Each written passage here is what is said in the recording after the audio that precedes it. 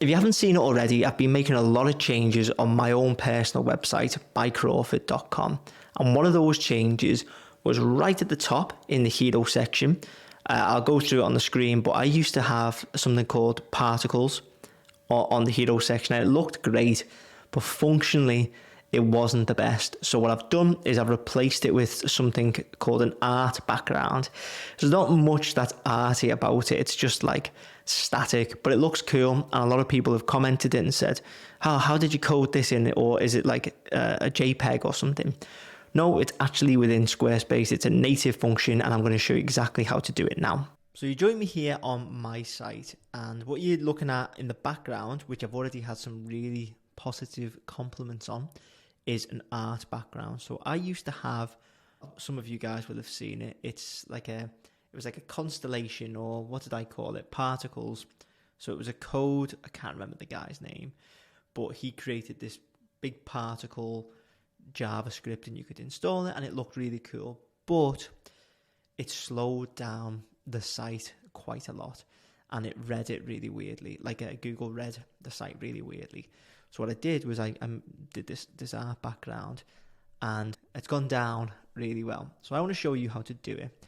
If we go into edit and then we go into edit section and background, you'll be able to see this, which is the art background. Now there's a ton of different ones that we can do. Some better than others. I don't know who's going to go with these weird worm things, but I'm going to show you the exact settings that I have to get this exact effect. If you go into edit settings, this is my start color. If you want to rob that, you can rob that. End color is this, and you can obviously invert them if you wish. Shape and size, these are the exact settings. Then you can do motion, again, exact settings, and texture. If you want to pause this, you can take all of these because I'm a nice guy. Anyway, if you want to do something else, well, let's say you wanted none. You could have that. I personally think just on my site it looks a little bit flat, but you can see you can have all of these. You can have a ton of different designs, as you can see. And as I said before, some are a little bit better than others.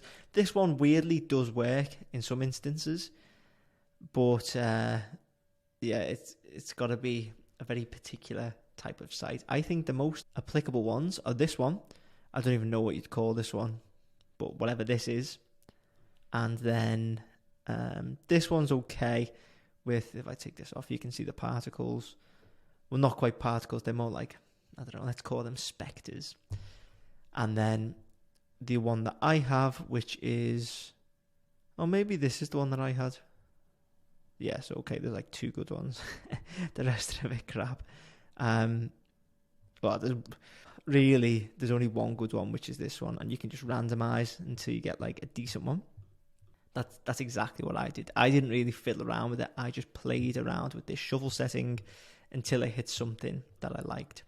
But, you may like some of the others, and, to customize them, you can just click on it, and then woof, that is rough.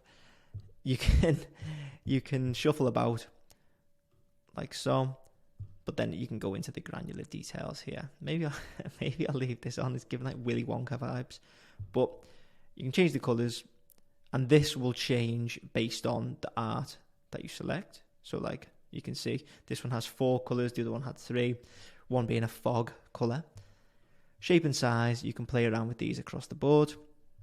So you do have like a lot that you can play around with, to be fair. So you could get lost in this for a good half hour or so if you were that way inclined. Texture, you can fiddle about with that. I think they've all got texture, motion, shape and size, and color.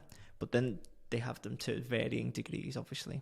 So that's a quick crash course in art backgrounds. I think the most useful part of the video is just going to be to steal what I have, because personally, I think I lucked out with the shuffle settings. That mine really works well.